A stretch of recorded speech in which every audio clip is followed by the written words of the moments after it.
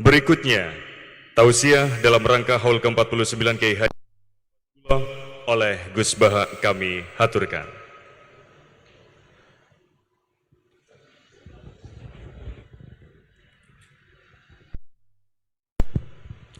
Assalamualaikum warahmatullahi wabarakatuh. Bismillahirrahmanirrahim. Allahumma ya Allah ihdinas siratal mustaqim siratal ladzina an'amta 'alaihim ghairil maghdubi 'alaihim waladdallin amin. Allahumma shalli wa sallim ala habibika Mustafa Muhammad wa ala alihi wa sahbihi wa barik wa sallim asliyan amma ba'du. Yang sangat saya hormati Mustasyar PBNU sekaligus Wakil Presiden Profesor Dr. Ma'ruf Amin, yang saya hormati Rais Am PBNU, Rais Am NU Kiai Haji Miftahul Akhyar, Ketua Tanfid PBNU yang juga masih pernah mbah sama saya, Kiai Haji Said Akil, yang saya tadi senang sekali marahnya, senang sekali girohnya, karena itu memang khas keluarga kami. Jadi kalau nggak kesampaian marah itu bagus. Jadi di antara sifatnya para nabi itu wayakhdhufulillah, kalau agama nggak dapat apa tadi jatah ya, nggak tahu saya maknanya itu. Jadi wayakhdhufulillah wa yardoliridho. Semua yang saya hormati, ini ada Ibu Menteri Ibu Ida Fauzia, ada Gubernur Jatim Ibu Khofifah, yang sangat saya hormati keluarga besar Mbah Wahab Hasbullah. Di sini secara berurutan ada Nyai Mutmainnah, ada Nyai Mahfuzah, ada Nyai Hizbiyah, ada Nyai Mujidah. Yang sangat saya hormati Kiai Haji Hasib, Kiai Haji Rokib, semua yang saya hormati para santri, para alumni. Alhamdulillah tadi acaranya banyak sekali, jadi saya nanti ngaji insya Allah 15 menit. Karena menurut saya solusi bangsa ini itu mudah sekali kalau mau niru Mbah Wahab. Saya kemarin ditilii Gus Hasib,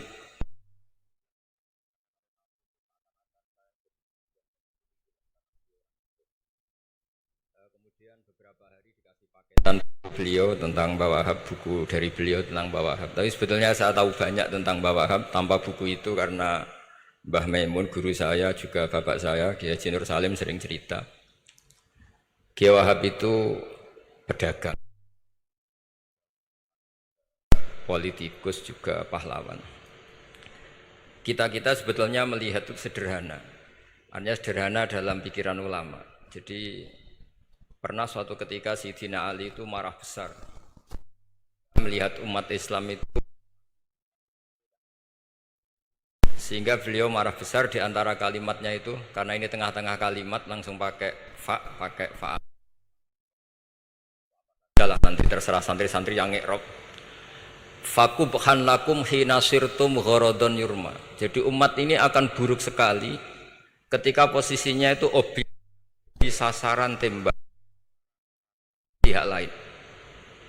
Ketika misalnya haji itu bagus prospek, nanti ujung-ujungnya yang bikin sajadah kadang orang sana, mau biang kubu sebelah, nanti sensitif secara politik. Nanti ketika umat Islam punya kebutuhan pakaian ihram besar, juga yang produk kadang orang lain. Begitu seterusnya, sehingga setiap kebutuhan kita pun yang produk itu orang lain. Sehingga Mbah Wahab berpikiran sampai impor mori, pas itu kain putih. Begitu juga traveling, ketika umat Islam butuh mudah pergi ke Mekah untuk haji dan umroh, juga bironya itu kadang orang lain. Zaman itu Hindia Belanda, sehingga beliau dulu sudah mendirikan semacam biro haji. Itu semua adalah madhab, di antara madhab Sayyidina Ali ketika beliau mengatakan fakubhan lakum hina sirtum gharadun yurma. Buruk sekali kamu di mana-mana ini jadi objek. Misalnya kira-kira ginilah, kalau kholnya Mbah Wahab itu ada 10.000 santri dan semuanya karena keluarga kiai itu dermawan, sama Bu Mujidah dikasih makan semua. Nanti cateringnya yang menyediakan orang lain, kita tidak punya kecakapan produksi itu atau melayani itu. Sehingga perdagangan Mbah Wahab dalam tradisi keulamaan itu dimaknani sebagai supaya kita ini jadi aktor, baik di perdagangan, di politik, maupun dalam solusi urusan-urusan publik. Misalnya sekarang ada problem apalah, sebetulnya solusinya gampang sekali. Ketika kita minus atau ketika kita tidak berkecukupan. Mulai dulu ulama itu solusinya gampang. Pernah suatu Abdul Qasim Al-Junaidi atau siapa sajalah, ini karena polanya sama, menyuruh muridnya, saya tolong belikan ikan. Cara sekarang mungkin dikasih uang 50.000, terus dikasih tahu sama muridnya, Pak Yai uangnya tidak cukup karena harga ikannya 70.000. Terus kata gurunya, beri lebih murah lagi. Uang 50 aja tidak cukup, kok cari yang lebih murah. Kata beliau, arkisuhu bitarki. Ya bikin murah karena kamu tidak berkeinginan. Jadi nggak usah belikan katanya. Ini penting sekali karena dulu ada solusi, masyhur itu makalahnya Imam Syafi'i itu. Kata beliau, fa innal ghina anisyaila bihi. Kalau kamu ingin tidak tergantung sesuatu, maka hindari sesuatu itu. Jangan memaksakan memenuhi sesuatu itu dengan memaksakan, tapi hindari sesuatu itu. Saya misalnya kalau nuruti kepengin misalnya, kalau saya dengan nafsu serakah saya, mungkin saya ingin punya mobil mewah, ingin apa saja. Tapi itu membuat saya tersiksa karena harus menyediakan ini itu. Ya sudah, tidak usah ingin. Sehingga mudah sekali. Makanya kata ulama dulu, fa innal ghina anisyaila bihi. Untuk menjadi berkecukupan, usahakan banyak hal yang tidak Anda butuhkan. Semakin banyak hal yang kita butuhkan, maka kita akan tergantung akan sesuatu itu. Makanya banyak ilmuwan, saya sering diskusi sama pakar-pakar sama ilmuwan. Apakah negara Amerika itu negara yang kuat? Banyak ilmuwan yang berpikir itu ilmuwan politik, bukan tasawuf, berpikir negara paling lemah itu ya kayak Amerika. Karena semakin powernya kuat, ketergantungannya semakin kuat. Untuk memenuhi kebutuhan listrik harus begini, untuk kebutuhan minyaknya harus ini. Semakin kita kuat, maka ketergantungan akan sesuatu semakin banyak. Jadi ibarat orang yang punya Alphard sama yang enggak, kayak mana ya? Kayak yang enggak, karena kebutuhannya ada banyak.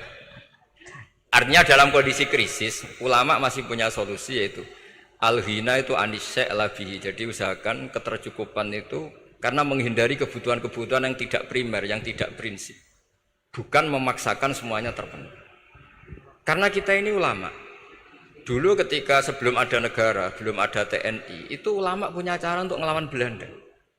Karena mereka terbiasa punya loyalis, punya muhibbin, punya ghirah, punya strategi. Sehingga Belanda itu kesulitan ngedidik ulama. Apalagi mereka terus ke Mekah, ketemu komunitas internasional yang semuanya berfatwa bahwa penjajahan harus dilawan. Itu luar biasa. Belum ada negara, enggak ditopang negara, kemudian tetap bisa melakukan perlawanan. Coba kalau dulu ngelawan nunggu, wah saya mau ngelawan penjajah kalau saya diangkat jadi TNI, saya mau ngelawan kalau saya punya otoritas yang disahkan negara, itu ribet. Negara ini saya tidak akan ngaji lama-lama, tapi saya akan cerita khas Mbah Wahab sesuai riwayat yang saya dapatkan dari guru-guru kami, bahwa beliau tadi seperti yang dikatakan Pak Said, membina dan menyebarkan NU kemana-mana tanpa uang proposal. Nggak kebayang saat itu proposal kepada siapa, negara sendiri masih susah. Lalu mau diajukan kemana? Terus yang mau tanda tangan itu ya siapa? Jadi yang saya tahu tadi, yang penting kita niru sesuai yang diidam-idamkan tadi Sayyidina Ali. Jangan sampai kalian itu menjadi gharadun yurma. Ada apa saja orang lain yang memikirkan labanya, kita yang jadi objek. Sehingga zaman itu kita terima kasih semua sama Mbah Hashim, sama Mbah Wahab. Karena ini zuriyatam ba'duha min ba'd. Kita tahu Mbah Wahab putra Mbah Hasbullah, punya ibu Nyai Fatimah, terus sampai Mbah Abdus Salam ya. Kemudian Mbah Hashim punya ibu Halimah, punya abah lagi siapa setelah Halimah itu Lainah ya. Nah, terus Mbah Abdus Salam, jadi ini zuriyatam ba'duha min ba'd. Kalau dalam tulisan itu sampai Mbah Abdul Jabbar bin Ahmad bin Mbah Sambu. Memang Mbah Sambu punya beberapa saudara, diantaranya ada yang namanya Mbah Yusuf, itu yang melahirkan keluarganya Mbah Ahmad Siddiq Jember, Mbah Siddiq Jember. Ada yang Abdul Halim yang melahirkan keluarga Lasem, termasuk saya itu lewat jalur Mbah Abdul Halim. Jadi zuriyatam ba'duha min ba'd. Dulu semua orang zaman Rasulullah SAW itu dilatih jadi aktor, jadi subjek. Sehingga orang yang miskin pun ketika perang Tabuk, perang Dzatil Usrah, itu semua menyumbang. Ada yang menyumbang emas yang enggak terkira, yaitu Sayyidina Utsman.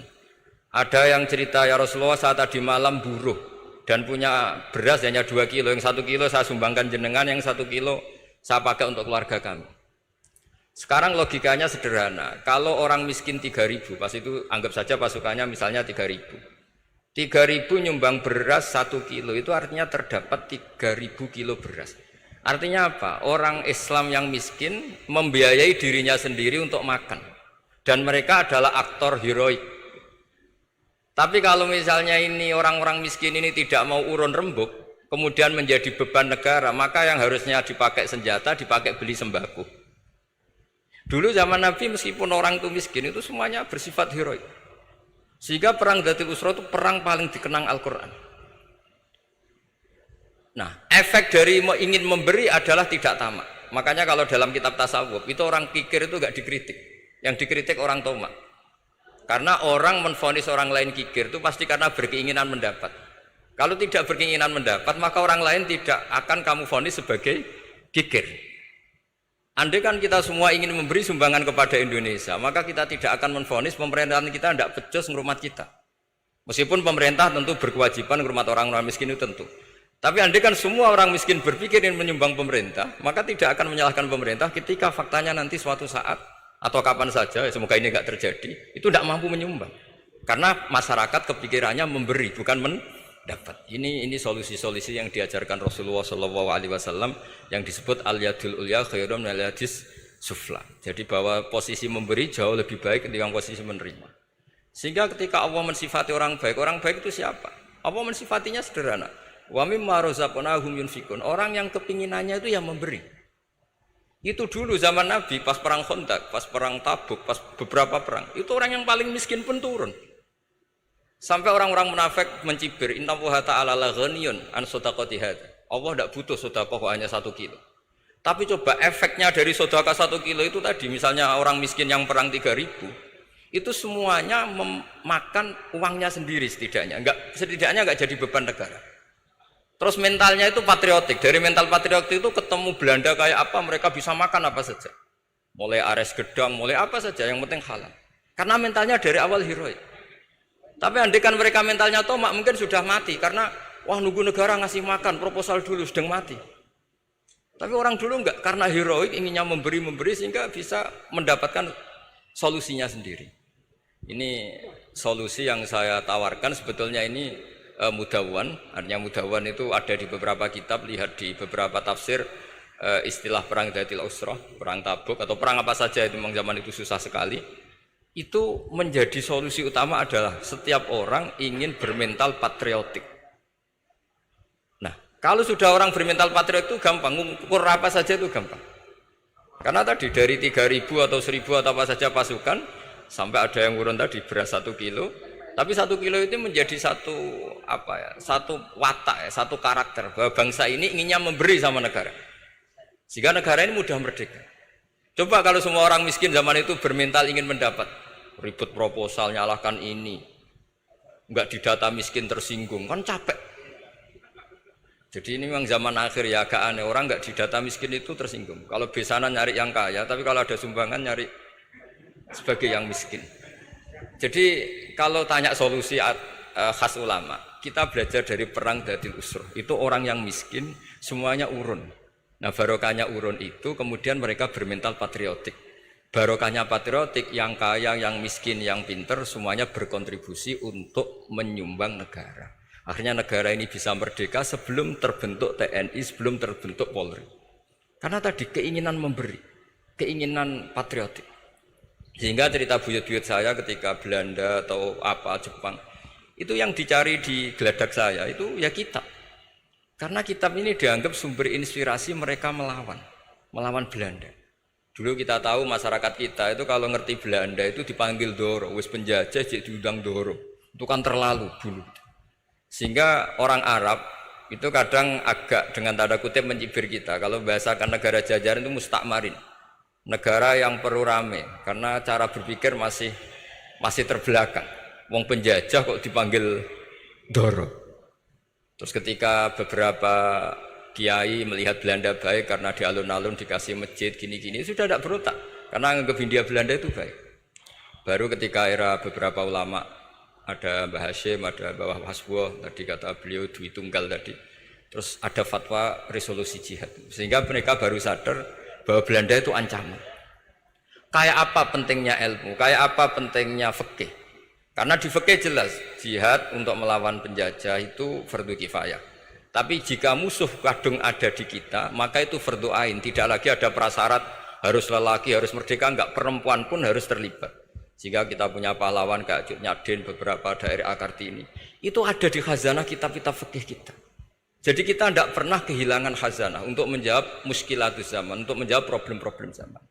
Tapi yang penting kita selalu ngaji, selalu belajar.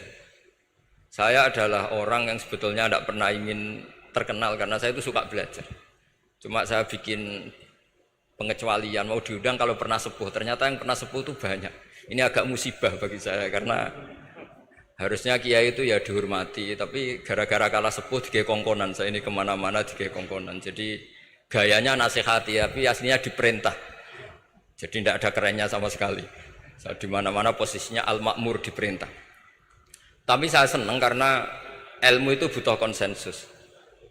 Andai kan saya tidak pernah ngaji di depan Mbah Mun, di depan bapak, di depan guru-guru, maka mungkin saya tidak pede atas bacaan yang saya baca. Karena saya tidak tahu ini benar apa enggak.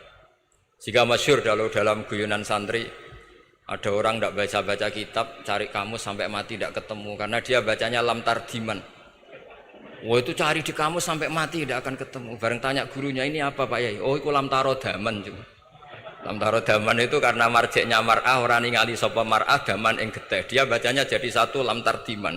Dicari di kamus ya sampai mati tidak akan ketemu. Makanya di guyonan-guyonan pesantren itu banyak katanya ada cerita orang mati karena satu titik. Jadi gurunya baca habbatun sauda dawaun min kulli da.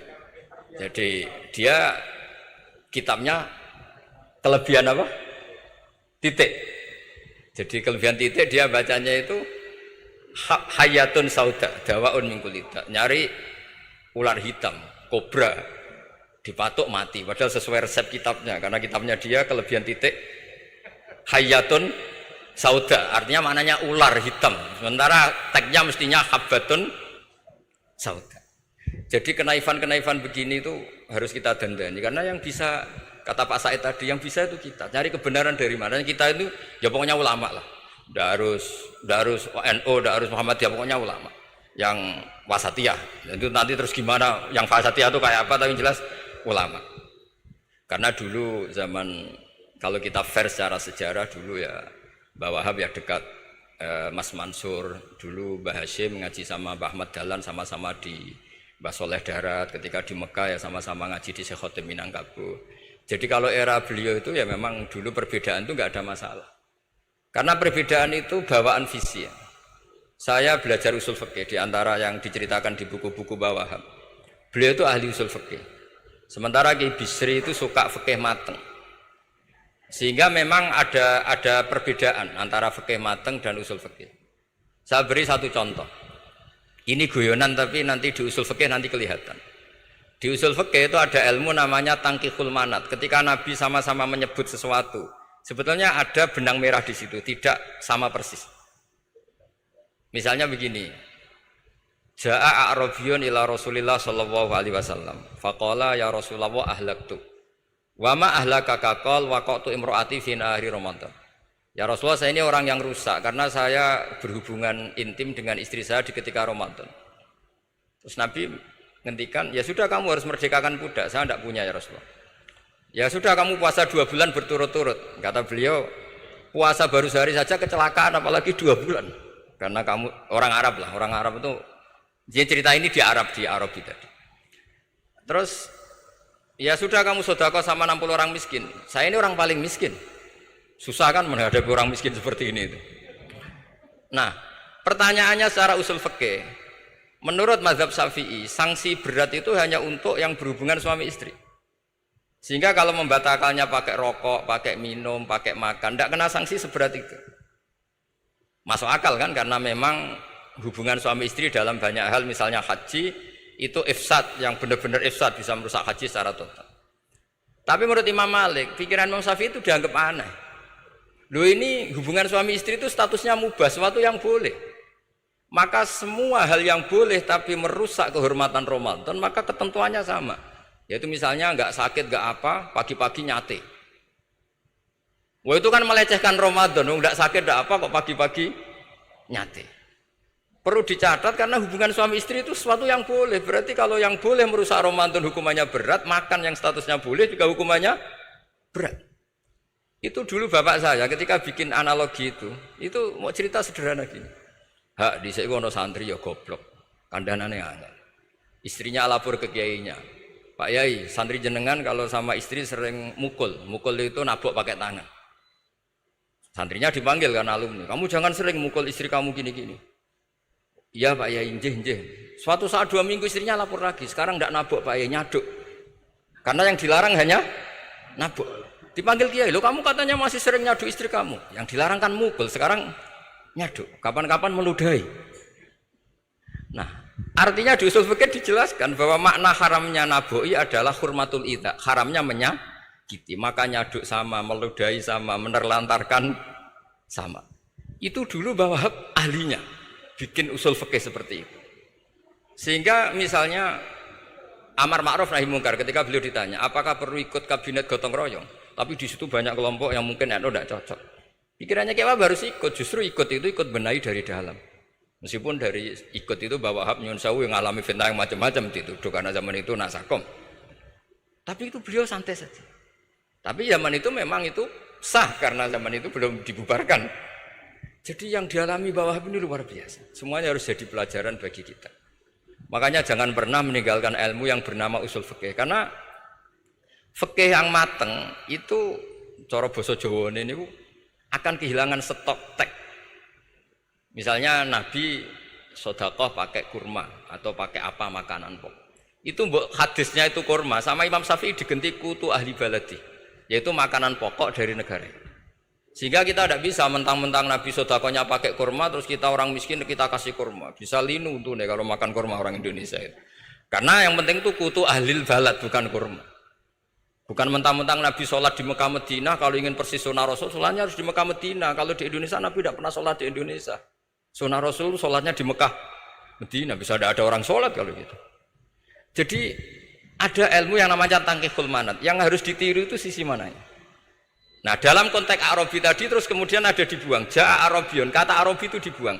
Datang orang Bedui, orang kota pun kalau punya kesalahan yang sama hukumannya juga sama, maka kata Arabi dibuang.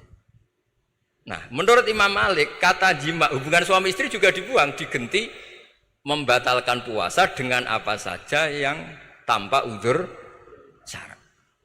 Jadi ini kealiman kiai-kiai Indonesia dulu itu, misalnya kentong, dulu meskipun ada yang bilang bid'ah, kentong itu bid'ah karena mirip orang Nasrani. Orang Nasrani itu bentuk kentongnya di kelenteng itu tidak seperti kentong kita. Adat Indonesia kalau pos kampleng ada maling, ada banjir pakai kentong. Jadi adatnya memanggil tuh pakai kentong. Makanya kiai-kiai dulu, ini mirip orang Nasrani, enggak mirip pos kampleng katanya. Padahal jelas ya, menurut hadis sahih jelas ketika ada sahabat usul ya Rasulullah bikin kentong, wah jangan nakus itu nanti kayak Nasrani. Bikin buk itu trompet, jangan nanti mirip orang Yahudi. Ya dengan api ya Rasulullah, jangan nanti mirip Majusi. Datang sahabat tergesa-gesa, beliau mimpi kalau diajarin azan.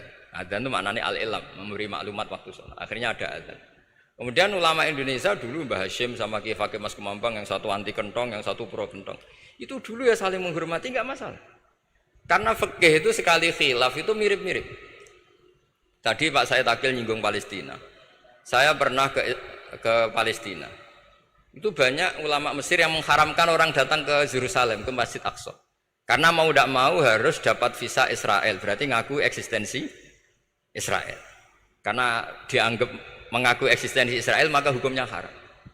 Tapi saya pernah ketemu Imam Masjid Aqsa. Beliau bilang begini, Pak Bahak, kalau orang Islam dari seluruh dunia tidak datang ke kami, maka eksistensi kami dianggap diabaikan oleh komunitas internasional. Dan itu dengan mudahnya Israel mencaplok kita. Sehingga separuh ulama Mesir juga mewajibkan yang mampu harus ke sana. Dengan cara itu Aqsa aman karena masih diperhatikan ulama atau komunitas internasional. Yang satu cara pandang ke sana berarti ngaku eksistensi Israel karena ada visa Israel. Yang satu bilang harus ke sana, dengan itu eksistensi Masjid Aqsa terjaga karena masih diperhatikan ulama atau komunitas Jadi di mana-mana khilaf itu ya seperti itu. Tapi alhamdulillah di kita itu khilaf itu biasa. Sehingga zaman kita mondok, saya itu pernah pengalaman buruk sekali saya ketika jadi Rois Musyawarah Fathul Mu'in. Itu ada pertanyaan gini Gus Hasib. Saya tanya gini sama orang, Gus, soft paling utama itu yang nomor berapa? Nomor 1 kata saya. Yang kedua, yang soft berikutnya, iya yang berikutnya. Kalau sudah tahu soft terbaik itu yang nomor 1, kenapa masjid gak dipakai memanjang selatan utara? Biar semuanya nomor 1. Selagi masjid itu memanjang barat timur, pasti ada soft 1, 2, 3. Itu kan kurang ajar betul. Jadi supaya orang soft 1 semua ya tinggal desain masjidnya, yaitu memanjang utara selatan. Selagi masih memanjang barat timur, pasti soft 2, 3. Terus saya kebalik tanya. Lalu setelah begitu yang paling abdul siapa? Yang sisi kanannya imam. Ya sudah imamnya dipojokkan pol selatan, biar semuanya dari pol kanan. Nanti ada masalah lagi, yang paling abdul siapa? Yang paling dekat imam. Yus kono kerubutu imam kan gitu. Jadi kalau nuruti fikih itu ya memang ilmu logika. Sehingga banyak orang jadi wali itu dari hasil ijtihadnya. Ada orang jadi wali karena sering sholat di shaf awal. Tapi ada wali pesaingnya justru jadi wali karena kalau sholat di belakang. Tapi tetap wali. Suatu saat 2 wali ini ketemu. Loh, kamu kok wali padahal kalau sholat paling belakang. Saya tuh malu sama Allah. Kok kayak sok suci ya kok ngarep gitu. Jadi wali karena adab, bukan karena malas loh ya. Saya itu gak pede, saya saja kok sholat di depan. Maksudnya kok kepedean itu. Tapi tentu secara syariat tetap baik yang di depan. Ini saya bukan bela yang, kenapa saya cerita bela yang belakang, karena yang bela jarang gitu, makanya saya. Dan kebetulan saya kalau sholat ya sering di soft belakang. Tapi ini saya cerita betapa logika fikih itu khazanahnya banyak dan luas. Dan kita bicara usul fikih itu biasa. Kita belajar sama beberapa ulama. Saya berkali-kali cerita di mana-mana. Muhammad bin Hasan Asy-Syaibani itu mewajibkan ulama kaya, dan beliau kalau ngitung duit itu di kamar tamu, di ruang tamu. Sehingga santri ora kepikiran nyalami template. Kan cara wong Jawa kan meliting ngitung duit kok di ruang tamu. Tapi ternyata alasannya beliau masuk akal. Ben santri ku roh nak kiye di duit, dadi ora perlu kepikiran nyumbang gula. Ya masuk akal. Tapi yang nyimpen duit ya masuk akal, wong duit kok dipamer-pamerno. Tapi yang pamer nggih monggo nak niate ben wong liya ndak perlu berempati, gak perlu sakit. Jika gak perlu didata dapat BLT, mergo duwike ditakok. Ya itu semuanya istihad. Assalamualaikum warahmatullahi wabarakatuh.